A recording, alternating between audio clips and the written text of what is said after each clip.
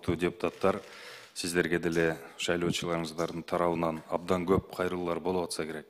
Азыр Кыргызстанда эң көйгөйлүү маселелердин бири ушул интернет кеңири жайылгандан кийин жаңы кибер кылмыштар, алдамчылык кылмыштар, өзгөчө банктык чөйрөдө.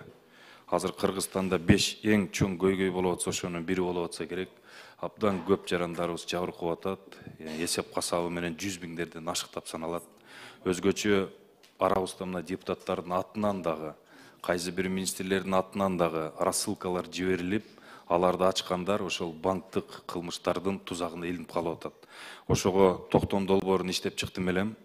Сиздер билгендей, токтом бул Кыргыз Республикасынын Жогорку Кеңешинин ченемдүүлүктүү акты болуп саналат. Бул токтом долбоору менен министрлер кабинетине тапшырма жана улуттук банкка тапшырма. Ушул банктык чөйрөдөгү кылмыштарды системалуу түрдө талдоо жүргүзүү боюнча, банктык чөйрөдөгү кылмыштарды алдын алуу, аныктоо жана бөгөт коюу боюнча, банктык чөйрөдөгү кылмыштарды жасаган жактардын жоопкерчилигин күчөтүү, маселен улуттук банк, урматтуу туугандар, Конституцияда белгиленгендей кредиттик саясатты жөнгө салуучу. Бүт жалпы жеке коммерциялык банктарды жөнгө салат.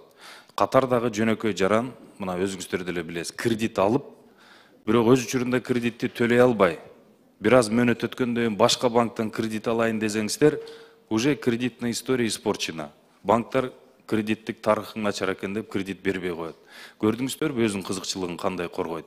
Ал эми жана банктык операцияларда мошенниктер колдонуп атканда, бир эле адамга күмөндүү учурда студенттин карточкасына миллион деген сомдор түшүп атканда, банктар будан проценттик ставкаларды алат, аларга ыңгайлуу, жакшы, то есть тереңирээк деңгээлде ушундай кылмыштарга көңүл бурбай жатат. Себеби кызыкчылык жок. Ошон үчүн улуттук банкка ушул токтом долбоору менен милдеттеме киргизип атабыз. Жеке банктардын ушундай кылмыштар болуп аткандыгын терең изилдеп, ошолорго алдын ала өздөрүнүн кардарларына рассылка кылыппы, түшүндүрмө бериппи, оповещение бериппи, мындай кылмыштарга жертва болуп калбасын деген сунуштар берилип атат. Анан эми негиздеме маалыматта бар, өзүнүн токтом долбоору да сиздерге таркатылып берилсе керек. Урматтуу туугандар, колдоо беришиңиздерди өтүнөбүз.